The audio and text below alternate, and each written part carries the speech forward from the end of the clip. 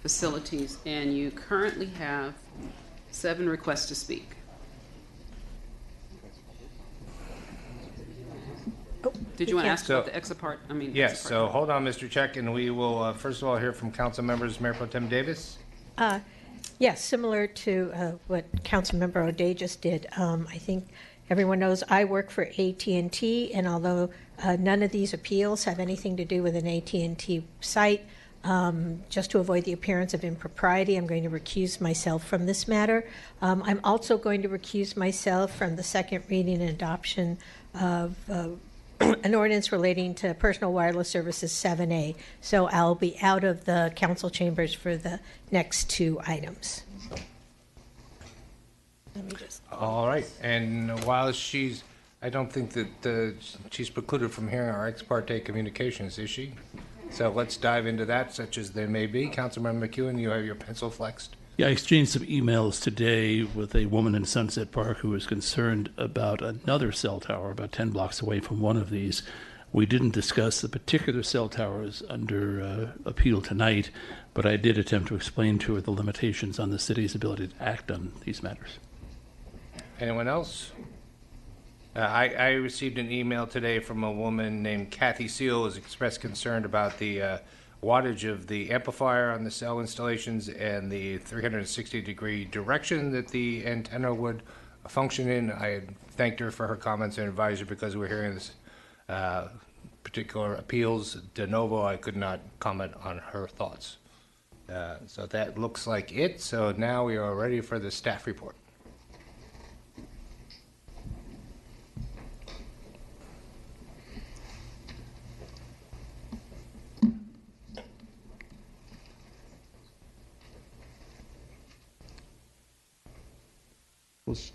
Are you changing the PowerPoint? Sorry.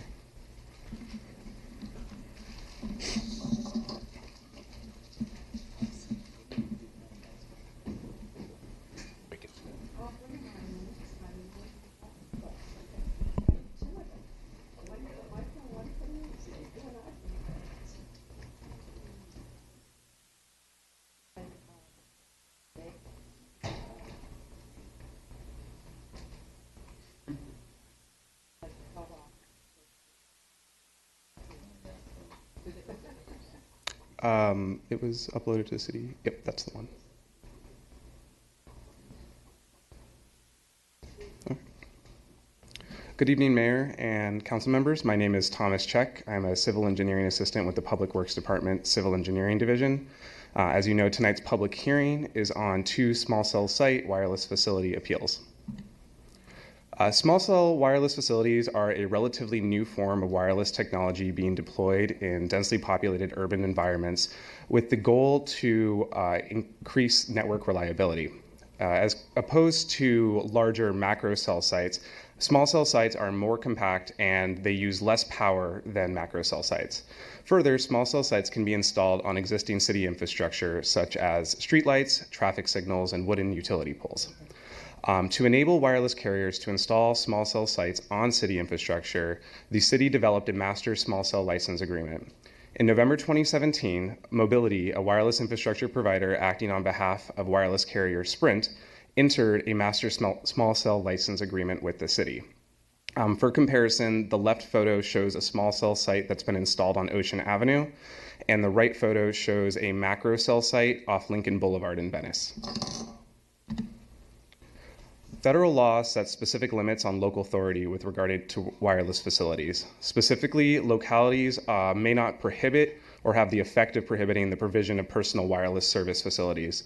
Further, they may not regulate the placement of personal wireless service facilities based on the environmental effects of radio frequency emissions to the extent that the wireless facility complies with the FCC's regulations on radio frequency emissions. The city has also adopted local ordinances concerning public right-of-way wireless communications facilities, which have been codified in Santa Monica Municipal Code Chapter 7.70. To date, the Public Works Department has permitted 76 small cell sites within the public right-of-way. 2 more examples are shown on the right. Mobility submitted an application to install a small cell site on a city-owned streetlight in front of 902 18th Street. The city approved the application, finding that it met state, local, and federal laws.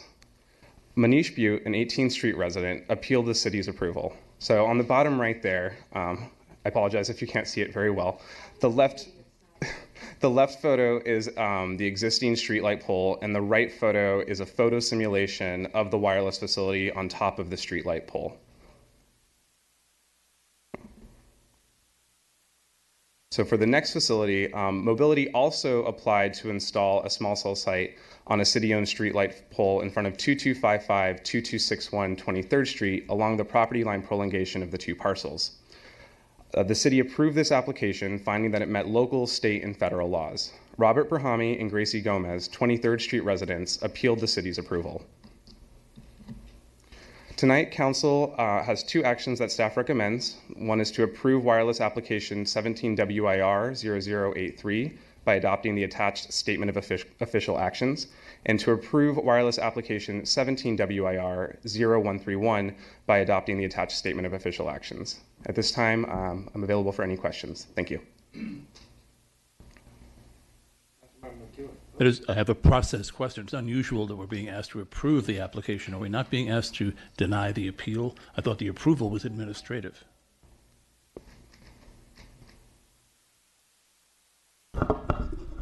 Councilmember, you're asked to do both, to deny the appeal and to approve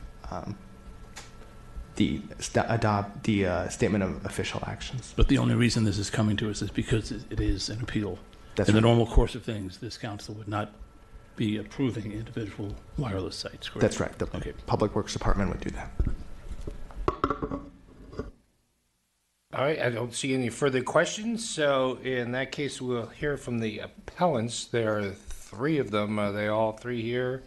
Gracie Gomez, Robert Parami, and Manish Butte. Would you like to come up and make your case for the appeal? You guys doing this together, individually? Individually, sir. Individually. And how much time do you think you need? I'm going to go 5 minutes, not 5 minutes to rebuttal later. Okay. And which appellant are you? I'm Robert Parhami, All right. and this antenna will be placed within 35 feet of my bedroom. I do work with DARPA. I have experience with these high-tech antennas. These antennas are not safe, and this hearing is a fraud. I see outside in the binder that you've already signed off on the hearing. You've already signed the forms approving the antenna. I saw the forms outside. This hearing is a fraud. You're not considering the safety of the people of this city.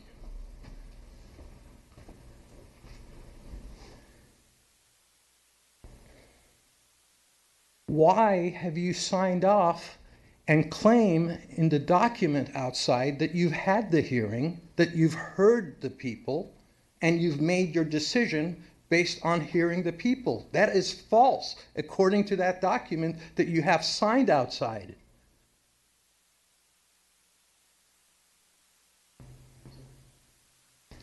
Do you have an answer for me on this? We're not aware of what document you're speaking about. Can someone pull that binder in here, please?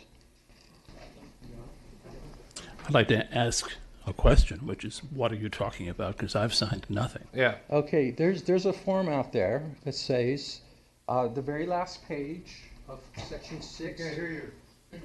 The very last page of the last 2 pages of section 6.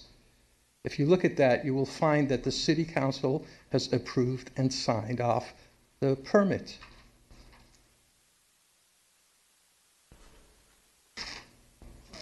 States you already had this meeting, it signed on the 20th, states you already had the meeting to date. Sir, are you one of the appellants? He's one of our neighbors. Okay, but do you have a chit to speak? Yes. Well, then please wait until it's your turn at the microphone to speak. This technology is not safe. The project was started without adequate permits. It was put a stop. I red flagged the project and put the YouTube video of the project being stopped online. It has been documented that the project was started without a permit. The subsequent permit did not have a date on it. It did not have a date on it to hide the fact that it was started without a permit. This project will affect our property values, our health, our peaceful enjoyment of our neighborhood.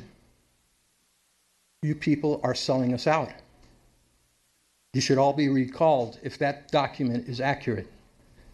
Worse than that, you should be in prison. This is fraud. This hearing is a fraud. According to this, the City Council, having held a public hearing on August 28, 2018, hereby denies Mr. Parhami and Ms. Gomez's appeal and approves 18 WIR-0131 to install a small cell site on a city-owned street pole in front of... But sir, is it signed? Approved by Elsa Capisno, Executive Assistant to the City Attorney. Approved. Lane Diggs, City But Attorney. it's not signed. It's a template document. The city attorney will weigh in on it. Mr. Mayor, if I could step in here. The STOA, the Statement of Official Action, which the appellant has read from it first, there is an X that is a proposed STOA. So that document has not yet been adopted by the council. It is the proposal from staff, but council has not yet adopted it. The document that appellant is referring to that is signed is a printing error, and I would ask the appellant if you look at the top of 7A. I'm sorry, this is not a printing error. This is fraud. It is a printing error, sir. 7A refers to item 7A on the agenda, which is second reading and adoption of an ordinance, which is what that document says. This is section 6.A.R. And your names are in it. The last page of the document belongs with Part 7A of the agenda. It says City Council report at the top, and it's related to an ordinance that council will consider after this item. It's not related to the appeal itself. Okay. So what you're saying is this document stating that it's already been approved is simply not signed yet. That's correct. It's not signed or approved by council. At this point, it's a proposal that they could accept or not after hearing the appeal. But you've already written the outcome prior to the hearing. That's the proposed statement of official action. It has not yet been adopted. You've written the outcome of the hearing prior to the hearing. The outcome is not an outcome until City Council takes the action. The City Council has put the action in the official city binder for the meeting of August 28. It's standard practice, sir, not only here in this city, but in cities all over California, that a recommendation is made by the staff. This is not this is an approval. I understand. It says the city having heard a public hearing on, you have heard, this is a false statement. The city having heard a public hearing on August 28th. Sir, just trying to explain to you. Standard practice that the staff makes a recommendation, and the council has to decide whether that recommendation is approved. If they approve it, they will use that form. If they don't approve it, they will, sir, if they don't approve it, they will instruct us to write a different outcome to the hearing. But that is our recommendation. There should be two outcomes in here, one for approval, one for non-approval. Where's the non-approval one? You have a right to have that opinion. I'm just saying what standard practice is in California cities. Sir, this is not constitutional. You people are operating outside the law. Again, sir, this is standard practice.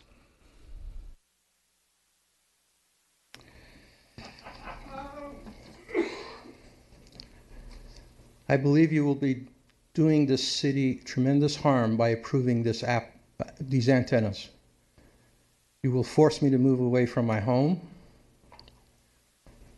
You will bring the property value down as a result of creating an unhealthy situation in front of my home. People are dying of cancer everywhere. The rates are through the roof right now. You're ignoring what's causing these diseases in our society. You're selling out to these phone companies and cell phone towers for $2,500 pittance. Do you know how much money they're going to make off these antennas? The city will be liable for these antennas down the line. You individually, having violated your oath to the Constitution, are civilly liable. Thank you, sir. And you're saving the 5 minutes for rebuttal. Don't go to, I believe Councilmember McEwen may have a question for you. Please, we don't allow anyone to applaud or boo or express any emotions vocally so that everybody has a chance to feel they're being heard fairly. Okay? So if you want to support someone what they said, you can quietly wave your hands without making noise. Thank you. Mr. Councilmember McEwen. I'm a bit of a process hawk, so I'm really disturbed at the misapprehension of what is going on here. And sir, I would ask you to look at page 93 of that packet, the page that has 6A in the upper right-hand corner and starts with the bold words alternative actions. The second paragraph of that page says statement of official action. Statements of official action are provided as attachments Q and R should council deny the appeals. That's why they're there. They do not mean that we've already denied the appeal. Can you find that document and affirm that you've seen it?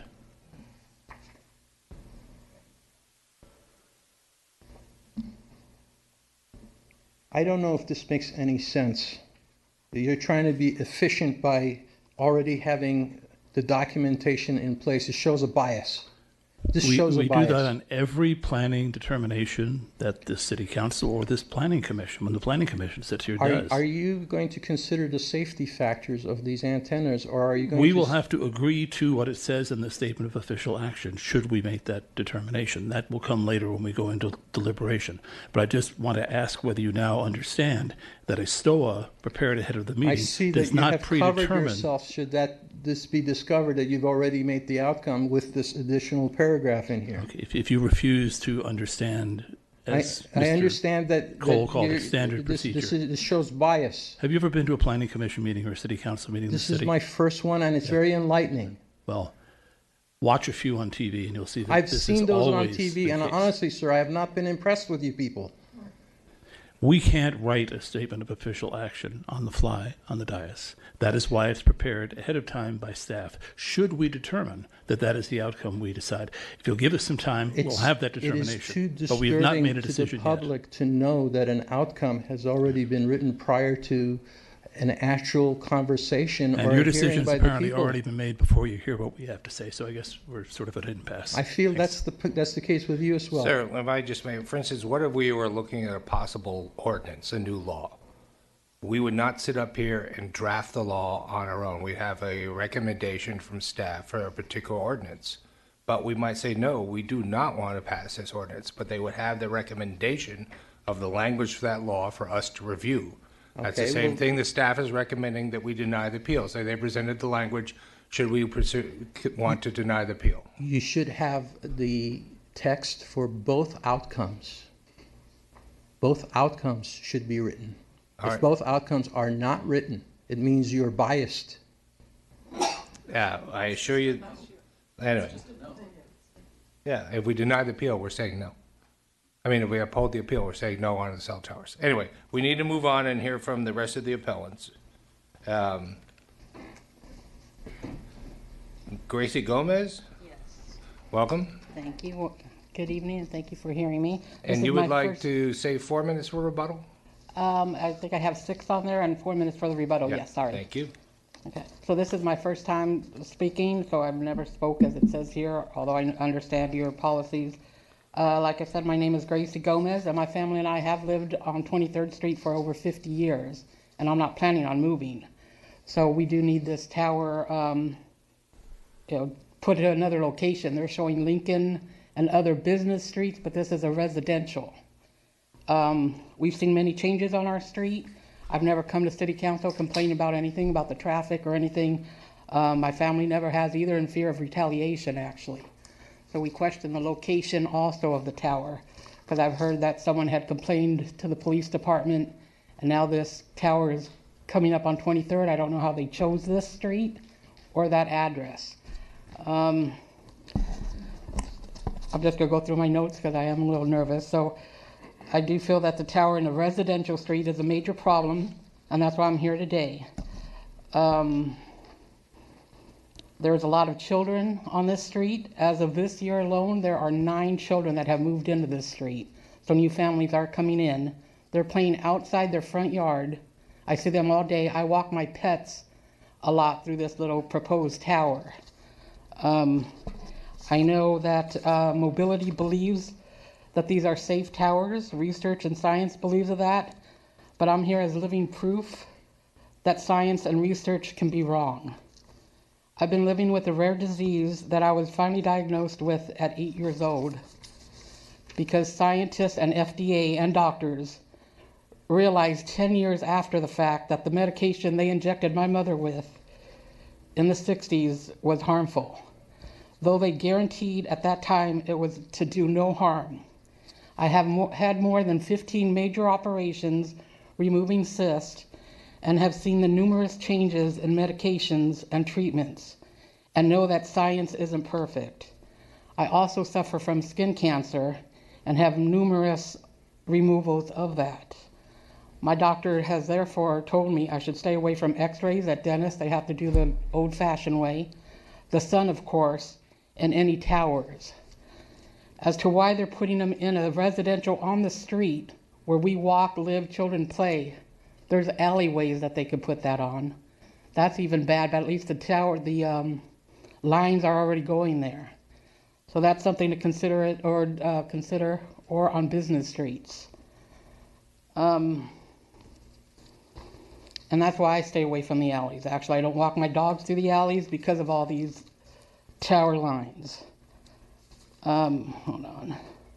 These same scientists that state that the human brain develops until we're 21. And that's something I do believe. And therefore I am concerned about our neighborhood children that are playing in their front yards all day. There are elderly there that live in their homes all day. Businesses, people usually are there 8 hours a day, not all day. Hindsight is 20/20, and therefore I ask you to reconsider the location of this tower you deem safe. With the numerous cancers and the brain cancers going on, my brother-in-law is dying of cancer, brain cancer right now. He's on the cell phone all the time. I don't know if it's towers, but they don't know. But that is a consideration that I believe. Thank you for your time and consideration. Thank you, Ms. Gomez. And now we hear from the third appellant. Yes. Welcome. Thank you.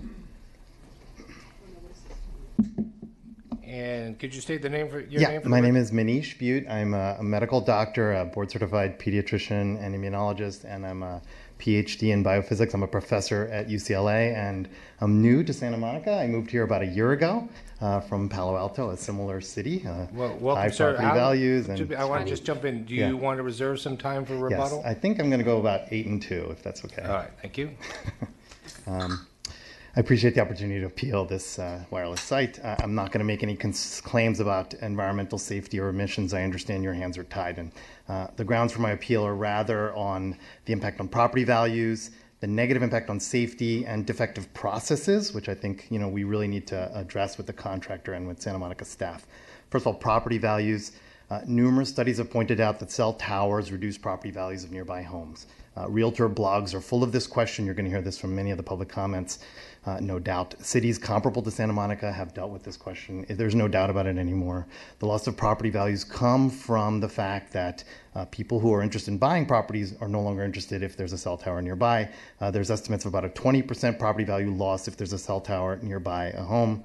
The National Institute of Science, Law and Public Policy actually did a survey. They found that 94% of home buyers will not consider a home for a property located near a cell tower or antenna, and the sentiments are quite strong. 79% said that they would under no circumstances buy a home within a few blocks of a cell tower. This is going to significantly impact the ability to resell houses if you allow cell towers to be put near residential areas. Our residential area at 18th and Idaho is really great for healthy lifestyle potential buyers, walkable, bikeable, minimal auto traffic. It's really a great location, public transportation available. And I believe our property would be significantly impacted by this site. 2, safety. Again, I'm not going to talk about emissions, but we're concerned that Sprint and Mobility can choose to expand the site and the footprint without any approvals, which can become even more damaging. They can add boxes and devices and maintain and improve the site. That's allowed by Santa Monica Municipal Code 770, subsection 70, which allows for modifications to existing facilities to bring sites up to whatever they want. It has to be in compliance with the existing laws according to Santa Monica Code. The existing laws allow for, the FCC passed in 2014 a rule that said that there is an automatic approval for applicants to seek to increase the height and width of any communications tower regardless of local policies and ordinance. That's quoting from FCC rules. So our own laws, Santa Monica 770, allows for the FCC law, of course, passed in 2014, to unlimitedly expand these towers. So as much as the proposed structure may be quote unquote camouflaged and sort of small, they can add to it a bigger box, a noisy generator, etc. And there's nothing that you can do to stop it once it's approved in a residential area. That's the FCC. Santa Monica staff addressed one of the other appeals in writing, saying that the wattage of the tower is fixed based on one of their comments. That's just not true based on the federal law. There's no way to stop a company to improve its site and improve the power as long as it's compliant with the law, and the law says that they can do that. A second safety concern is that the antenna is at the height of the second story of our house. Sprint and its contractor can come and put a ladder truck anytime they want, 24/7, 365, and maintain the site. The proposed site sits right outside the bedroom window of my preteen daughter. Enough said. I think we really need to make sure that there are regulations requiring notice and restricting times of day that these cell towers can be serviced. And that might partially benefit all of us if this is going on. This is not a hypothetical issue. This happened in Berkeley and was used to successfully fight AT&T to put up a cell tower that was located at the second story of a house. So your hands are not tied in this matter. You do have the ability, like other cities, to regulate and protect us with regards to this particular issue. Maybe time of day or access restrictions. A third concern about safety is that they can access the site whenever they want. In the middle of the night, for example, they can make noise. I think that needs to be regulated. The last safety concern comes from the contractor's own document where they did they hired EBI to do some modeling, and the particular document they submitted shows that their own cell tower antenna is 114% above the FCC general exposure limit. I'm a little bit appalled that they would propose to use a device that's above the FCC general exposure limit. I would like the city to make sure that the contractor is using compliant devices and specifically assesses exposures at the second story. If they're going to put something up high, they can't just assess people at ground level and the impact on ground level. The process should be to assess the exposures of the people who are close to that antenna. If your bedroom window is right outside there, you ought to be assessed for your potential exposure, like my kid will be exposed. Okay, process concerns, the last issue. The applicant's working on behalf of Sprint. Sprint is the smallest contractor, smallest network in the United States. I really don't see necessarily a benefit from allowing the smallest cell phone company to just put up a tower because they say so. I think we need to make sure that there's a benefit to the citizens of Santa Monica while controlling undue harm. We wouldn't, for example, allow the 20th largest cell phone provider or the 90th largest cell phone provider to come to you and automatically be granted a permit, as Thomas suggested, is necessary by the laws. That's just not the way that our process should be. We should measure the benefit, how many customers will be benefited, et cetera, and then compare that to potential harms, for example, to property value and safety. City Council can pass regulations that require applicants to state the benefits and then consider harms in that light. That, for example, is done by Palo Alto. Palo Alto requires wireless carriers to prove a gap in coverage. I think you guys require that, but also to prove that an engineering of existing facilities cannot solve the gap in coverage. We don't require that. We should, and it's possible that Mobility could change one of their nearby devices and fix the problem in coverage without having to put up a site where they're proposing to do it right outside my kid's bedroom window. We should require that. We need those laws. Other towns have those laws, and again, our hands are not tied. The city of Richmond, for example, does prohibit towers within 1,500 feet of a residence. Your hands are not tied. You can make laws to control this stuff, and they are complying with federal and state laws. I think, it'd be great if you guys could step up in that regard.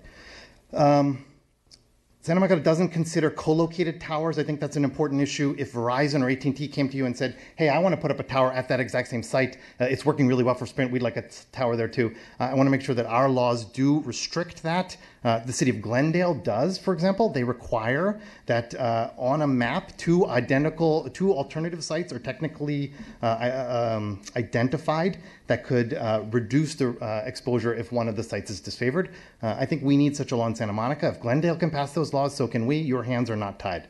The last is that Sprint is merging with T-Mobile, which I think is a really important point. T-Mobile hasn't asked for a cell tower at 902 18th Street. That means their coverage is adequate at that location. And that means the combined entity will have adequate coverage at that location, as is today. And so when they look back in time and say, why did we put up a tower at 902 18th Street? They'll say, oh, that was a misadventure of the previous company, Sprint. They thought they needed a site there. But the combined company, T-Mobile Sprint, doesn't need that site. I think, I don't blame the contractor for asking in 2016 to put up this site.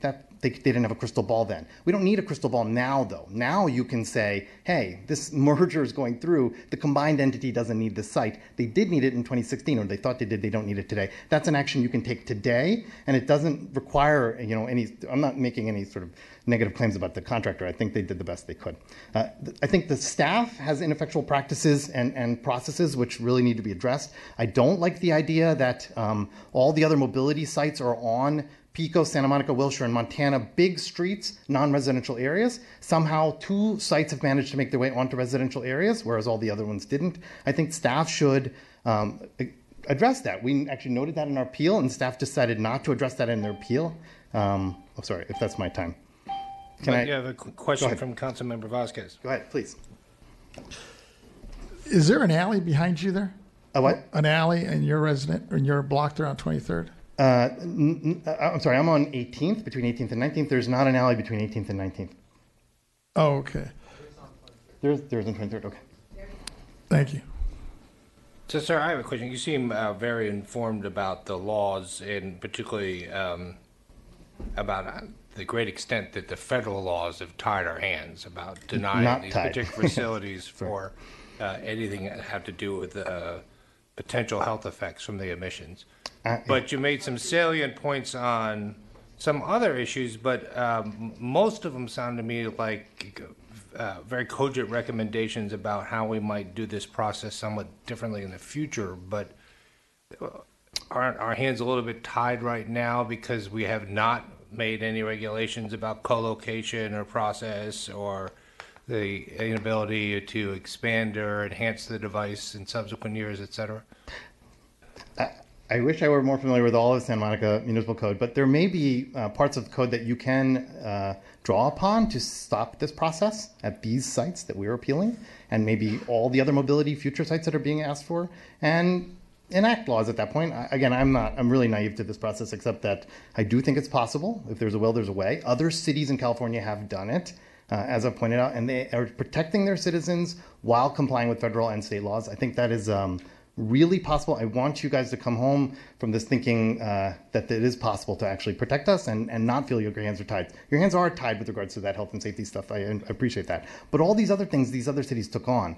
And processes are very important. For example, an excavation permit was granted to these guys to dig and put in the underground support structures to support the tower before the tower was even approved. I think that is a duplicitous approval by the staff that says that this is going to get approved, and we might as well allow them to excavate and put their box in the ground and build all their support structures knowing that the cell site would be approved. I don't think that's the process way that we should do things. There should be public comment and request for information, and then an appeals process, and then grant the permission to dig in the ground and put in devices, et cetera. I think the process is broken here, and we can really, you can really fix that, maybe now. All right, thank you. I was just going to ask a quick question. You offered these examples, as the other council members referenced, from other cities. And one question that occurred to me was that this microcell technology is a newer technology, and I wonder if you were distinguishing in your research between the newer technology and the existing cell tower technology, because some of the examples kind of made me question that. Yeah, the laws of Glendale, Richmond, Palo Alto, Berkeley, they're not mentioning the exact, Right. devices that are being put up. It's more about things like, do we allow them near residences? Do we have a process for making sure that a different device could be modified to improve things? Those are general, and I think those are appropriate. And they allow you to sort of roll with it, even as new technologies are rolled out, rather than having to sort of build laws around one particular device and then upgrade the laws later. I think that would be a better way to deal with things. Okay, but they may be written for those big towers, is the idea. Not the residential Well, I'm ones gonna- that I looked at. Like there's I'm gonna ask these other 1095 folks, too. Manning in Palo Alto was a residential site near a church. That was a residential I know that Microsoft. church. I mean, I could tell you could Google this stuff and find it like I Yeah. did. Well, we'll find out some more along the way. Thank you. And Councilmember Himmerich has a question for you. Yeah, you talked about the FCC Yeah. maximum limit. No. Sorry. Well, I think the contractor will be able to address that better. But in their own consultant, they hired a consultant to do environmental impact, and one of the tables says that it's 114% of the FCC limit. And hopefully they'll be able to address why they picked a device that seems to be above the limit. But I can't comment for them. That was a commission. They commissioned that. So you just picked that up from the study, but you don't know what the significance of the FCC limit is. That's what I'm asking you. I think mobility should be asked to Okay, address great. that question. Thank you very much. Sure. Thank you, sir. And with that, it's an artful segue because we will hear from the applicant now, who is Frank. The handwriting's so small, so you're going to have to tell me your last name. Hatzipancios. This is the microphone here with a red dot there. Hatzipancios. All right, and you want to speak on make your case for 6 minutes and save 4 minutes for rebuttal, is that correct? Yes. All right, take it away. First off, I'd like to thank the City Council for their time, Santa Monica's Public Works Department for the time that they put into this. I also want to thank everybody that showed up for their comments, and to the appellant who has provided robust comments and concerns. Just quickly, I just want to address a few points.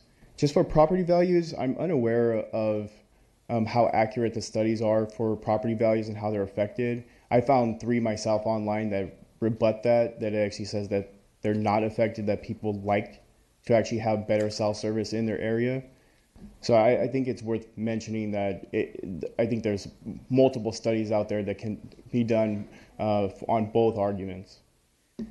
As far as some of the other comments that were made, as far as health, obviously the FCC has prevented any health concerns from being actually mentioned as something that could be grounds for a denial of this appeal.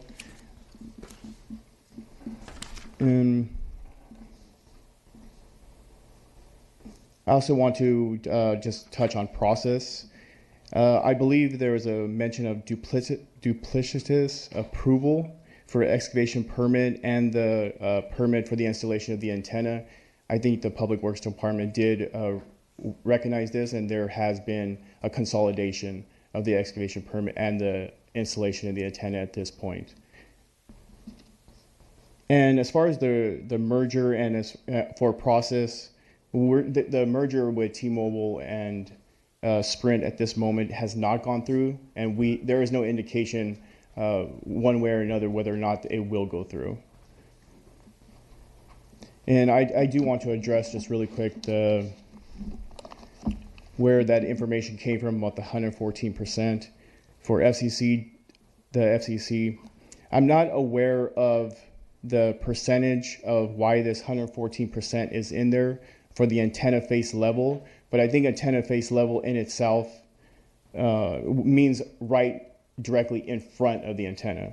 And to that point, the EME study that was stamped by a professional engineer, under that section it says, based on worst case predictive modeling, there are no modeled exposures on any accessible ground level or adjacent building working surface related to proposed equipment in the area that exceeded the FCC occupational and or general public exposure limits at this site. So that's the statement that's right above the table that has the 114%. And that concludes any comments that I would like to make, but I would like to take any questions from the City Council at this time. Councilmember Vasquez. when you were doing, I guess, your survey in terms of figuring out where the best place to locate this thing, is there an alley in proximity of where you currently put it now? From what I understand from the public, that there is an alleyway on 23rd that the site could have been placed. However, I would like to mention that when Sprint provided us with the information on where this site could actually be located, the spot that we actually chose, and in considering multiple other spots, and from their radio frequency engineers, they decided to go with that site because it provides the most outward antenna growth for propagation that Sprint would actually gain the maximal amount of consumer data that can be actually consumed by the public.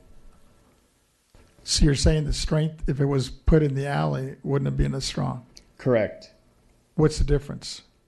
So the difference would be based on, within the report itself, we actually provided Santa Monica with a propagation study, and that is actually proposed within the packet that was given to the City Council. And I would like to just, if you'd like to pass this around, if you've seen this part of the packet. Yes. So this part of the packet would actually show that where the site is placed itself for the propagation of the outward propagation of the radio frequency, that right here, it was determined that at this particular spot, this was a critical area that needed special attention for Sprint's network. So the way that the Sprint actually determines the spot where they're actually going to place their equipment, this was determined to be the best place that they could actually put it to get that maximum radio frequency propagation. No, I'm looking at that diagram in the report, but do you have a photo like that shows, had you put it in the alley, what the difference would be? No, I don't have anything that actually details that information. Sprint provides us with information from their data collection based on the sites that we actually chose, not for other alternative locations. Well, it would have been helpful because, I mean, in comparison, I see what you're saying on that diagram, but if you were to show what the difference would be if it was in the alley, especially if you're saying it's a significant difference, I think that would help your case, because right now we're basing it on your verbs as opposed to a study or a diagram that you're showing for the intensity of it. No, I understand that. I understand that could have helped for the City Council to understand what the differences would have been, but I didn't bring that with me at this moment. Thanks. Any other questions to the applicant at this point? All right, thank you. And you've reserved some time for rebuttal after the appellants do their rebuttal, and we'll now turn to the public comment. And we will start off with Denise Barton, followed by Michael Hardy, Ryan Thor, it looks like, Dorian King, Nelia Gordon, and Dun May. For those of you new to this, if I've called your name, please line up over the wall over there behind the podium and be ready to speak. And welcome, Ms. Barton. Good evening. Look, another item where you're putting money for the city before the health, safety, and welfare of the residents and visitors of the city. Despite your claims that electromagnetic radiation cannot be taken into consideration for things such as smart utility and parking meters, in addition to radio and cell service antennas, please allow me to direct your attention to Attachment H, Radio Frequency Electromagnetic Energy Compliance Report, where it says you do it item 1.0, which says citing the location of all existing antennas and facilities and existing electromagnetic radio frequency levels. But surprisingly, I've never seen a document like that for this or any other previous actions you've taken. Why would that be? Unless you know that the electromagnetic radio frequency level is already higher than its regulated amount. And by your actions on item 7A, it shows your minds were made up long before you came to vote on it tonight. Just another radioactive example of how you put money and power before the people. Thank you. Mr. Hardy, welcome. Good evening. Michael Hardy, representing a family of 4 adults. There is not enough long-term exposure data to prove without a doubt that this is safe, nor is the data out there non-biased. We don't want to hear the "I'm sorry" speech in 5, 10, 15, 20 years. I don't want to hear it. I don't want to have to go through things like this because people didn't take the time for due diligence to think correctly. As a resident and a representative for my family, we the people say no, not in our neighborhood. This has been done in public places, that's fine. I don't agree with it, but that's the city council. But not in our neighborhood. This is our neighborhood where we live. You don't. Why don't you put it in your offices, put it in the chamber console, do that for 5 years, and then come talk to me and tell me what you think. We can go over the studies then. You stay close to this. You guys be the guinea pigs, not my family and not I. I ask you, are you for the people or for profit? Because by the way it looks, you're putting our rights, our wishes, and our health above and beyond everything else that you don't even give a damn. So what are you for? We are here as a voice. We are residents. We live here. We don't want this. This is our word. Listen to us because we're the people. You represent us, supposedly. You know, when Gracie here gave her story about cancer and everything that she's had to gone through, I saw most of you care. But there were a couple of you and several of you that couldn't even lift up to even look at her, to give her story. You know, couldn't even have the capability to look at somebody when they're talking about their experiences. These are the things that we have to live with. Are you going to live with it? Thank you. Thank you, Mr. Hardy. Ryan Thorpe? No, Neela Gordon. Do we have to go in order? It's up to them. I called their names first. If they'll let you go first, it's fine by me. I don't care. Go ahead. There okay. You go. Hi. Welcome. Hi. I'm Neela Gordon. I live on 23rd Street, and these are just a few of my thoughts. At first, the civil engineer introduced this a small cell site as a new form. So that word "new" struck me as what happens when it's an old form. Will they improve it? Will it get bigger? Will it get strengthened? So I think there's too many questions for me about this cell site. I'm not sure what you think. I think that a lot of questions were raised today, and there's just too many unanswered questions. So I would like this not to be allowed in private neighborhoods. And I'm not sure which one of you said your hands are tied, but I feel that your hands are not tied because you could stop this process right this second and say no to this. So I encourage you to do that. Thank you. Thank you. Now we'll try Ryan Thorpe.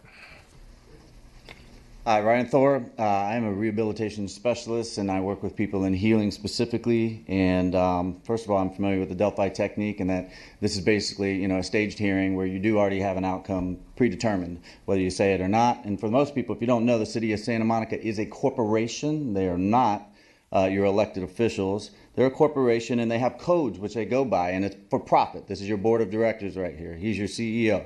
I'm here to be the voice of the children. The children are not here. The children cannot talk for themselves. These guys are here to make money. You're here to make money. But the children in particular are the ones who are going to suffer from this particular installation of 5G antennas. 4G already proved that there was cancer, okay? Children can't speak up for themselves. 5G is going to be even more cancer. LA Times themselves said that there was a slight increase in cancer in the tumors of rats, okay? That's a slight increase from the 4G. Okay, and then specifically, you know, FCC does not regulate any towers below 200 feet, okay, which means these towers are not going to be regulated by the FCC. I don't know how many of you have actually done your research on 5G towers, FCC regulations, but it's right here in Wikipedia if you want to look at it, okay? The FCC.gov, if you want to know, it'll tell you. They do not regulate towers below that 200 feet, okay? And then you can also go to the BabySafeProject.org where they have many doctors talking about unborn babies are the most affected by cell phone radiation, okay? Now this phone I can turn on airplane mode and it's not radiating me. I have that personal choice, but when you put this cell phone tower in front of a whole bunch of people, and if you go down to Bob's Market, there's a couple cell phone towers right there radiating the ball field that all the children play at. Okay, you guys are spending millions of dollars putting a new turf in there for the kids to play at, yet you're radiating them. I have a sensor and I drive down the street and I can see when it's above an emergency level of radiation, and it's radiating the entire field. And I had trouble finding it because they're painted the same color as Bob's Market, so you can't see them. Okay? These will kill the children. Your job is here to keep your oath to protect the children. Thank you, Mr. Thornton. Thank you. Dorian King?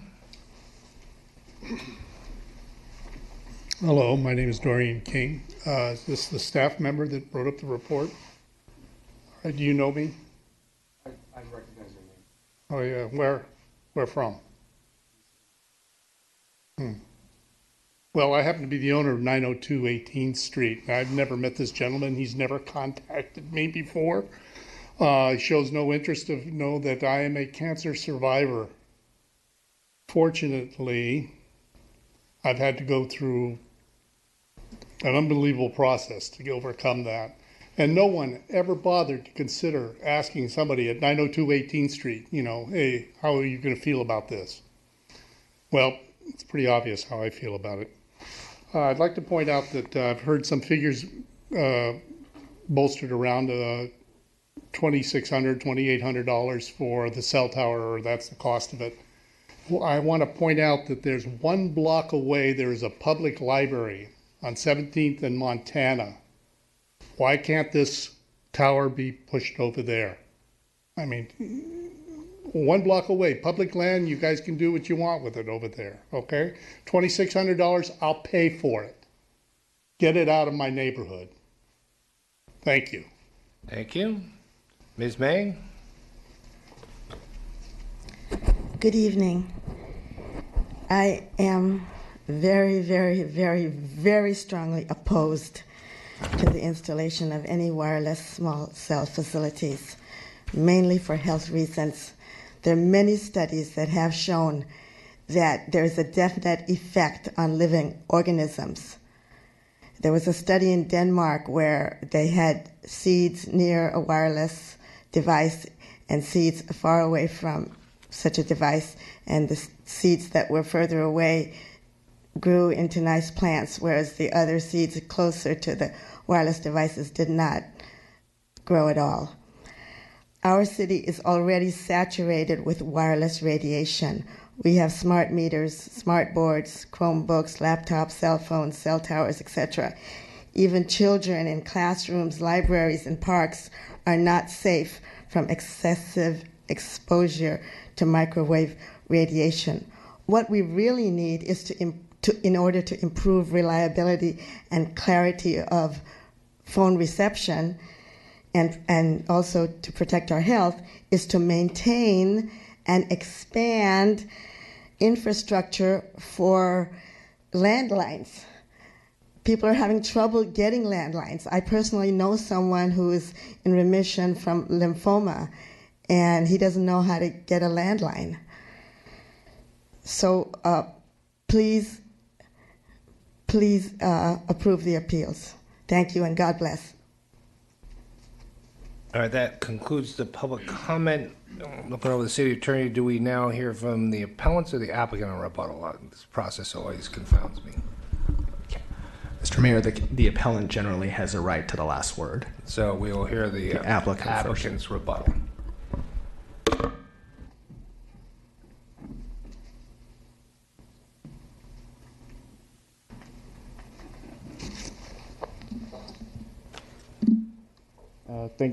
Thank you again for allowing me to speak here.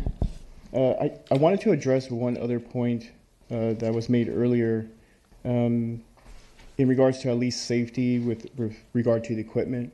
So our EME study that was performed by a professional engineer actually details the maximum exposure of radio frequency that would be emitted with the equipment as currently going to be installed on the street light, should the city council allow that.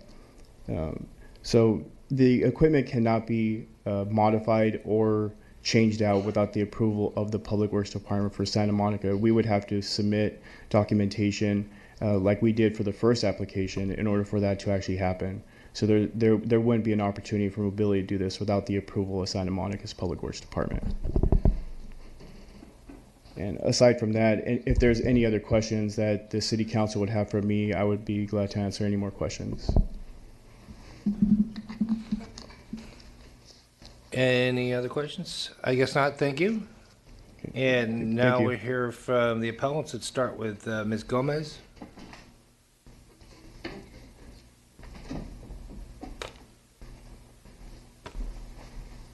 Thank you again for hearing me. The applicant had said he hadn't heard of anything of property value going down. I have 3 real estate agents in my family alone. I know 9 others. And they do say that the property is harder to sell when there is a cell tower next to you. So that's one thing. I know research is still being done. It's not completed. Scientists change their minds all the time, as I stated before. So when I hear about this research, I still don't believe it. It's more research saying against having towers around you. I'm a big believer in that. And that's about all I have to say. So I really do hope that you guys change it to another location. Residential locations should be forbidden.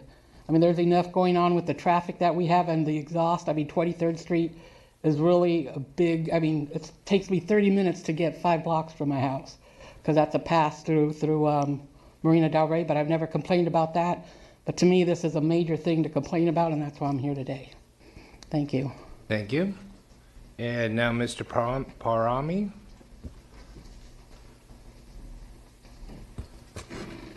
I believe the best thing the City Council can do here to help property values and the City of Santa Monica is to deny these permits.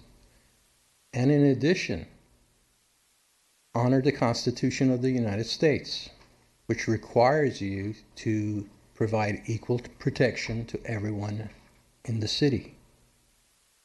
These cell towers, these antennas, their technical documentation state that cell phone company employees should not spend too much time near these antennas.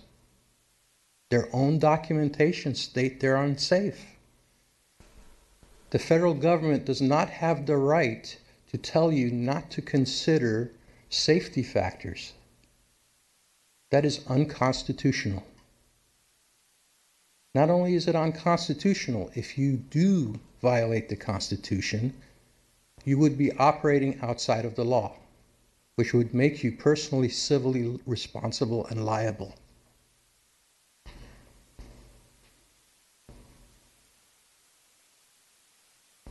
I'm glad you asked the question as to placing it into the alley.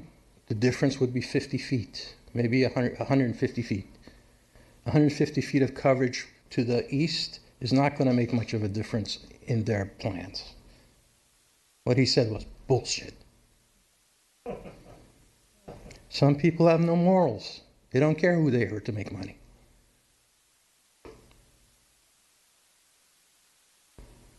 I sincerely ask you, please keep our properties safe, the values of our city high.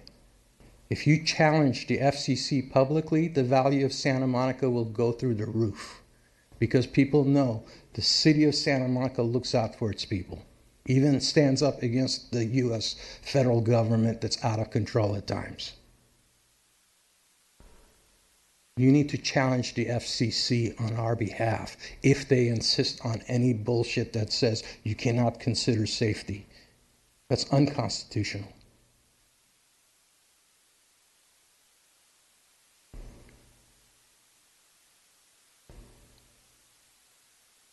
I wish you luck. Thank you. And Mr. Bute, or is it Doctor? Yes. Okay, thanks again. So virtually all of the sites approved for mobility are in non-residential areas, Pico, Santa Monica, Wilshire, Montana Avenue. These sites are being somehow suggested in residential areas. We have asked that one of the sites be moved to the public library a block away. I think it's a great idea. The contractor's own document that you guys have show a big red square in the library area. It seems to solve all the problems to move away from the residential areas. I think the contractor misemphasized one of his own documents talking about how it's FCC safe, but he didn't say that there are no model exposures on any ground level working surface related to proposed equipment in this area. Ground level is okay for stuff that's far away from homes. But remember, this stuff is being put right up against the homes, and there his contractor didn't model exposures in the homes. I'm not asking you to change exposure rules, but just they didn't model exposures in homes, and I think you can ask for that. So I'm asking you to reject these applications in the residential areas and then carefully monitor mobility as they proceed in the non-residential areas. Improve the process. This is a process gone awry. Pass regulations that other like-minded cities in California have already done to balance need with safety, security, and residential access. Restrict times of day so that they can't put up a ladder and look inside my kid's bedroom window whenever they want. Require that alternatives are considered, like modifying other sites. These are simple things that can be done right now. And require that staff ensure that applicants follow a process, not digging and then giving blanket approvals. Maybe we should be considering all these things in an orderly process that complies with law and complies with the citizens' desire for, property values and safety. Thank you. So, council members, the matters before us. Let's start off. See if anyone has any questions of staff. Councilmember Vasquez. Yes. So, is it true that we approved them to dig this and prepare for something that wasn't approved? Previously, the Public Works Department would issue an excavation permit to install the handhole or pull box in the public right-of-way, with the understanding to the contractor, in this case Mobility, that if the small cell facility was not approved, they would have to remove their pull box. Since that policy was implemented, Public Works staff has revised it, and now when a wireless facility permit is issued, it encompasses all of the work. So now what I think Mr. Parhami said he observed would no longer occur. But it did occur. It did occur. Wow. Councilmember McEwen. This may be a salient point. How long has it been since we first began to get applications for these small cell sites as opposed to the previous macro cell sites? Well, the small cell site applications were kind of coming in as a pre-application before any carrier had executed a master license agreement with the city. Mobility was the first to do so in November 2017, so they began to quote-unquote activate their applications and move forward But on less them. than a year ago. Yes. Okay. So the 67 permitted sites have all been permitted since, I think, in this calendar year. And is the process for these sites different from what the process used to be for macro sites? I can't speak to that point. I haven't been at the city to permit a macro cell site. That's something that I may be able to defer to my... And is our community's experience with the newness of these small cell sites typical of the rollout across the country? Yes, a lot of cities are grappling with small cell technology because the FCC set very stringent shot clocks, which I believe you're aware of, on reviewing these applications. And I get contacted from cities regularly asking, their constituents are also concerned.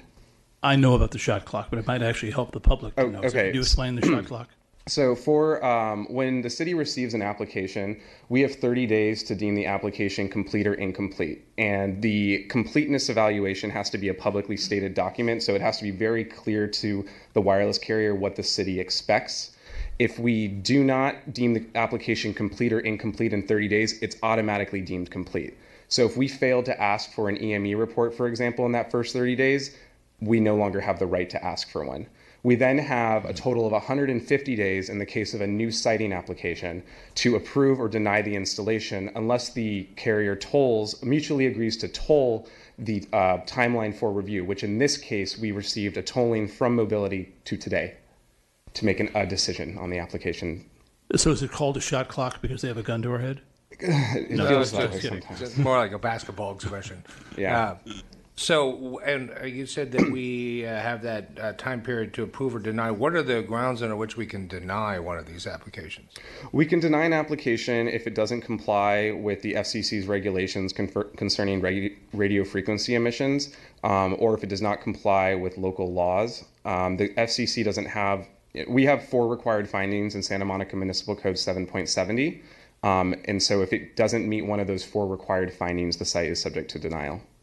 And what about the concerns we heard from the public that once, you give them an inch, they'll take a mile, that if there's this device up on a pole outside in a residential neighborhood, that then they can expand and enlarge it, or other companies can come in and put in similar installations in the same location? Or what sort of rights do we have there? So what's being described is a 6409A modification under the Telecommunications Act, which allows carriers to make what the FCC deems an insubstantial modification. It becomes an administrative process that a city shall not deny and shall approve within 90 days of receiving an application. So, but the city generally has more authority under its own infrastructure, because the use of those that infrastructure is regulated under a separate master small cell license agreement that was entered into between the city and the carrier directly. So are you saying that the fact that these proposed devices would be placed on city street lamps gives us more authority to curtail perhaps some sort of much larger device going up there? I'd like to defer that to the city manager, or city attorney, rather.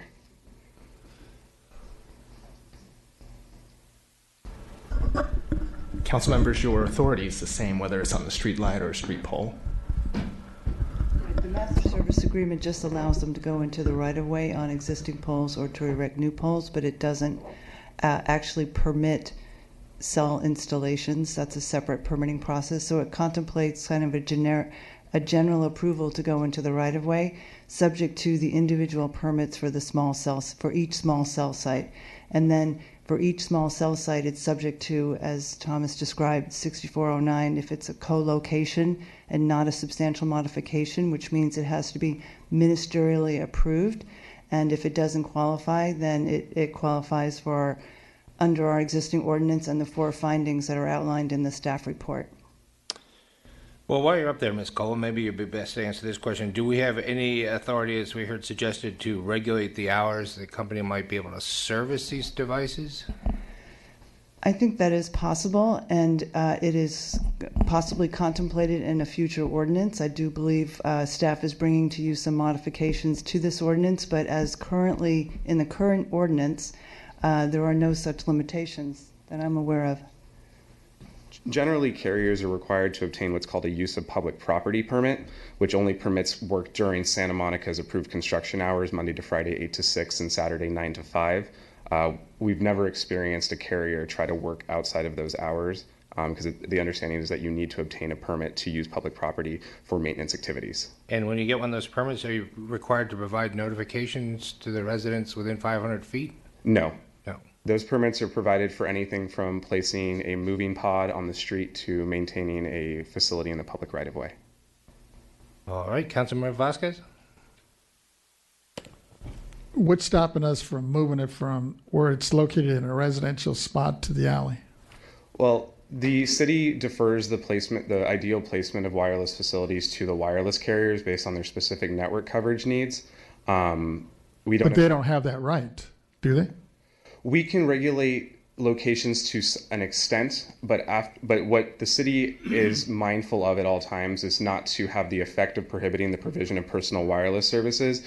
These small cell sites have a very limited range when compared with much larger macro cell sites. So moving them, some of them have ranges of 500 feet, and moving them 150 feet may remove a key service area that they are trying to cover. Further, a lot of them are deployed in polygons to cover like a much larger part of the city, maybe 4, 5, 6, 7 city blocks. And moving just one of them will mess up the metrics for the polygon that they're trying to achieve. But my question is, if we decide we don't want to approve it on a residential site or in front of somebody's house and move it to the alley, there's nothing stopping us from doing that, is there? Prohibiting the provision of personal wireless services in front of residential homes, or residentially zoned lots, I should say, will have the effect of prohibiting the provision of personal wireless services in any residentially zoned area in the city, which therefore could expose the city to contradicting federal law. We don't have it anywhere in residential areas now, do we? We have one in a residential area on Franklin Street, and the city staff recently met with another wireless carrier where they were proposing more wireless facilities in residential areas. We don't really, again, dictate the deployment phasing, but the city is aware of a number of wireless facilities coming to neighborhoods like Ocean Park and other residential neighborhoods. And it should be noted that we are expecting as many as 600 small cell sites, over the next few years. So these will not be concentrated solely in commercial areas. It's wherever there's a dense population of residents and visitors.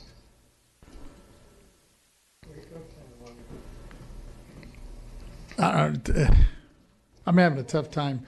You know, at the end of the day, I don't feel it's our responsibility to give, you know, you're talking about a private business access to something that, you know, to like I had terrible cell service in my area, and it's on a pole, but I don't see Verizon. I don't know. I guess it's AT&T over there doing anything about it. And I'm just wondering, what's the problem with moving it into giving them more access to the alleyways? Well, they do have access to alleyways. Generally, there are utility poles in the alleyway, so they would actually apply. The city doesn't have a jurisdiction over utility poles, but it's staff's understanding that carriers prefer not to be located in an alley unless it's at the corner of an alley with a street, because these antenna signals are often blocked by things like buildings and sometimes even trees, and an alley is just not a desired coverage area. A street corridor is. Well, I mean, I'm thinking there's several alleys in that proximity that could be on the corner. I would have to. I don't have a very good answer for that. I mean, this is the Sprint provided, or Mobility on behalf of Sprint provided justification for the site, and city reviewed that and found it acceptable. It would be very administratively difficult to question the location of every site that's proposed in the city, given the volume that we are experiencing for these. Councilmember O'Day. So, just to be clear, so some of the testimony contemplated actions that we could take to perhaps, and including Ms. Cola said that we'll have some actions related to ordinances that will that will do some of the things that the testimony is requesting, I suppose, right? So, considering different hours of serviceability, considering, you know, all of that is available to us. But if it doesn't exist today, we're not really empowered to deny this. That is correct. The city is currently actively working on a revision to Chapter 7.70 that addresses a lot of the issues. So we have the opportunity to get ahead of a lot of these applications, but perhaps not this one. What could retroactively apply? I wouldn't be able to speak to that, but city attorney. So, Councilmember, we don't, as usual, we don't recommend applying laws retroactively. Well, let me be clear, I guess. So, obviously not in regards to approval or denial of this permit, but rather to things like serviceability. For example, you know, we can pass an ordinance today that says, you know, Whole Foods can't do, you know, have service deliveries between certain hours of the day, right? Absolutely. Absolutely. Okay. If the council is contemplating something like that, it could apply. Okay. Councilman McKeon. I just wanted to jump in to point out that I live in a multifamily neighborhood 2 blocks from one of these towers, and I have to comment on the feeling, oh, move them to the alleys. In multifamily neighborhoods, if your concern is children sleeping in bedrooms, there are more bedrooms closer to the alley than to the street. And the alley is a narrower right-of-way than the street. So the people who have concerns about that really shouldn't be looking to put these in the alleys. So I have some more questions for the city attorney. So after we conduct this business, we are approving on second reading on item 7A, a different ordinance pertaining to wireless facilities. That ordinance before you, Councilmember, only applies to private property. The public property ordinance is yet forthcoming. Okay, so because I specifically remember we were allowed in that to say there couldn't be any of these installations on in residential neighborhoods, correct? In that ordinance, you did make that, you did adopt that in that ordinance, but it only applies to installations on private property, not on the right-of-way. So the federal law precludes us from making that determination in installations on public property? Well, I think, Councilmember, I advise that you withhold that when the public ordinance comes before you and not at the appeal. But under our existing law, we have no Under the existing law, the council essentially has to make the 4 findings that the Public Works Department has put forth before you, which is that the proposed facility complies with all applicable laws, that the facility will not interfere with the use of the right-of-way, the proposed facility's impact has been mitigated through use of camouflage or concealment elements, and that the proposed facility is in compliance with federal EMF emission standards. Those are the 4 standards before you. And Mr. Chet, we heard a lot of talk about how we were doing this for the money. How much do we get for these? Currently, $2,500 per pole per year. Then It's a sliding. city manager, are we going to balance the budget with that sort of revenue? Is there any conceivable reason we'd be doing this for the revenue? No, it barely covers the cost of processing them, and of course, when we have an appeal, that would be in excess of the actual cost we spend. We don't do this for revenue. We do this because we're required by law to consider these, as you've heard, and we, of course, consider thousands of permits every year. It'd be nice if we could analyze each and every one and talk to everyone who might conceivably be affected. I think we'd all love to do that, but not for $2,500. That's a real challenge. We'd probably have to, if we were to notify personally every person within, say, 500 feet of such a tower or device, and if we were to enter into extensive alternative location analysis, we'd probably have to double our permit staff. But the federal law puts a price maximum on these fees we can charge. Is that correct? I believe currently no. No? There was a Senate bill that was contemplated, which was vetoed by the governor. Okay. That would be a state law. Yes, correct. Okay. So it's federal and state law cover these. All right. Thank you. Any more questions of staff? If not, council members, the matter is before us. No more questions. Thank you, Mr. Check. Thank you. Councilmember McEwen. Well, first I want to acknowledge the city attorney's concern that in dealing with this appeal, because we're sitting in quasi-judicial mode, that we deal with the appeal. We are free, once we're done with that determination, to give direction to staff for future ordinances, but it probably would be better not to mix the two discussions as we go forward. And then I want to just point out the history on this. 22 years ago, before I first ran for city council, I served on the Santa Monica Task Force on Telecommunications. And we convened that task force because the federal government had just passed the Communications Act of 1996, which was the beginning of taking away from local powers, local municipalities, the ability to control where transmission towers were put.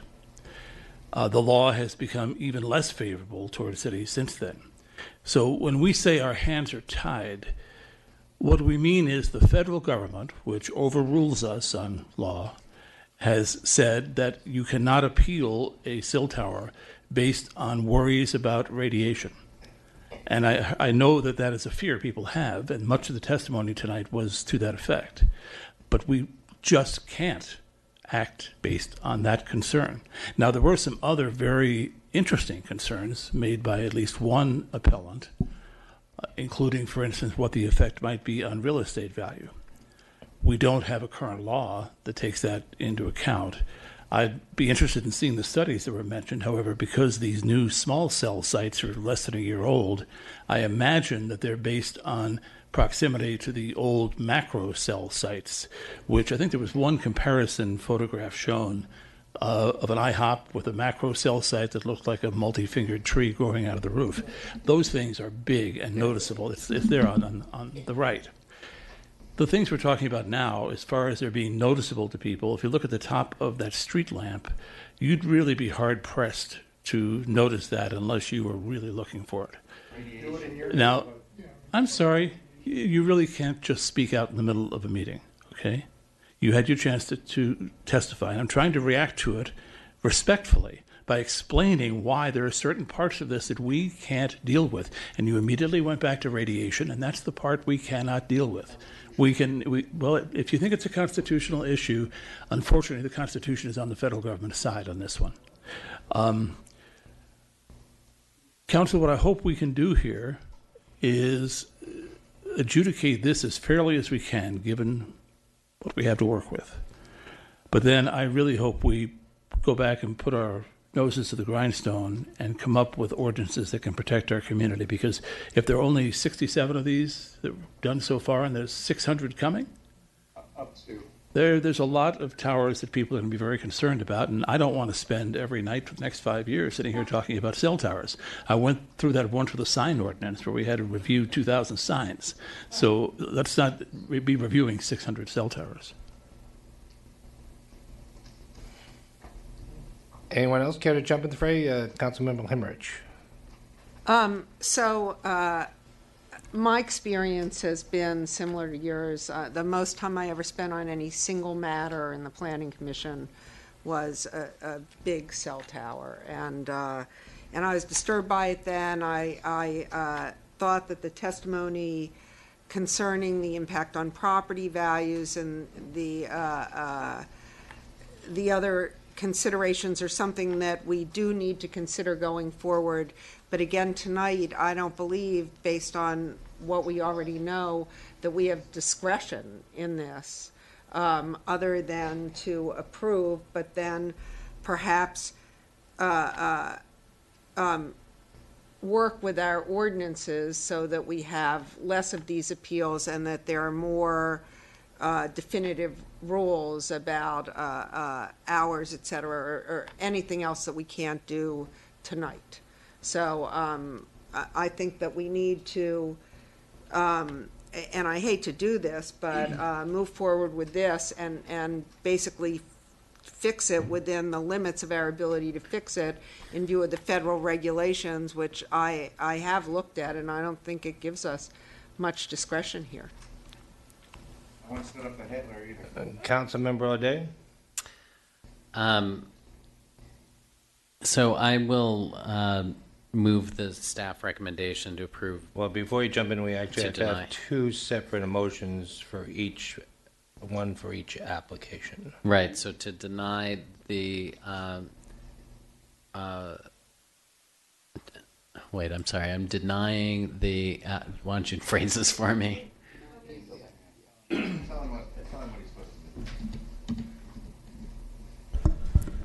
So it's deny the appeal and It's to- uphold the, do you want to do this?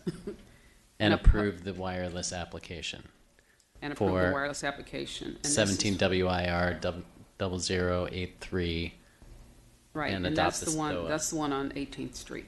So we have to do that one first, and then we'll do the second one. All right, so there's a motion to deny the appeal and approve the application for the one on 18th Street by Councilmember O'Day. Is there a second?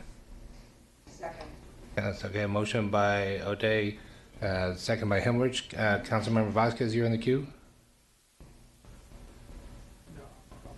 You're removing yourself. So no one wishes to speak to that, and then we'll have a roll call vote, please. Councilmember O'Connor? Yes. Oops, yes. Councilmember O'Day? Yes. Mayor, oh, I'm sorry, Mark, I'm not here. Councilmember Hemmerich? Yes. Councilmember Vasquez? Yes. Councilmember McCune? Yes. And Mayor Winter? Yes. And then I'll make a motion to deny the appeal and approve the wireless application for 17 WIR 0131 and adopt the STOA. And that is for the one on 23rd Street. And we have a second? Second. Okay, again, motion by O'Day, second by Hemmerich for deny the appeal and uphold the application for the wireless application as noted by that particular number, but also known as the one on 23rd Street. Can we have a roll call vote, please? Councilmember McCune? Yes. Councilmember Vasquez? Yes. Councilmember Hemmerich? Yes. Councilmember O'Day? Yes.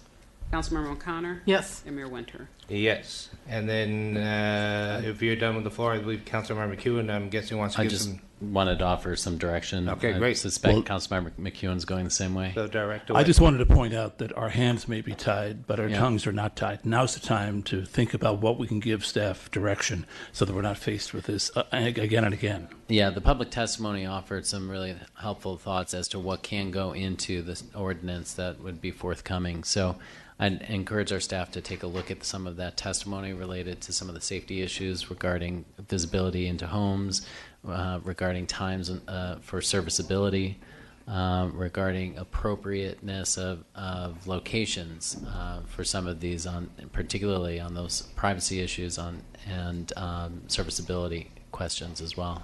Perhaps also blight or perception of blight effect on real estate values. Mm-hmm. Any other? Staff has that direction? All right. And we would, I think, also further ask those who are here tonight as appellants to provide us with those concerns they expressed so we can follow up on them. And participate in the ordinance making. All right. And staff has got that direction from us. I think we all in concurrence with that.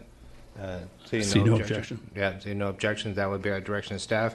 And with that, we will move on to item 7A, please. Item 7A is second reading and adoption of an ordinance repealing and replacing in its entirety the text of Santa Monica Municipal Code, Chapter 9.32, pertaining to personal wireless service facilities. Move adoption. Second.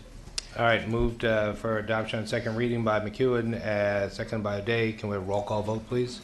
Councilmember Kuhn? Yes. Councilmember Vasquez? Yes. Councilmember Himmerich? Yes. Councilmember O'Day? Yes. Councilmember O'Connor? Yes. And Mayor Winter? Yes. And Mr. Martin, if you're going out that way, could you advise the Mayor Pro Tem that she's welcome to return to the chambers? Thank you. Next, we have item 7B, second reading and adoption of an ordinance adding Chapter 7.18 to the Santa Monica Municipal Code related to the sustainable groundwater management and prohibition new private wells and expansion of private wells unless and until permitted by a groundwater sustainability plan. Move adoption. Second. All right, move for adoption on second reading by Himmelrich, seconded by O'Day. Can we have a roll call vote, please? Councilmember O'Connor? Yes. Councilmember O'Day? Yes. Councilmember Himmelrich? Yes. Councilmember Vasquez? Yes. Councilmember Kuhn? Yes. Mayor Winter? Yes. So that passes Councilmember unanimously. Tatum?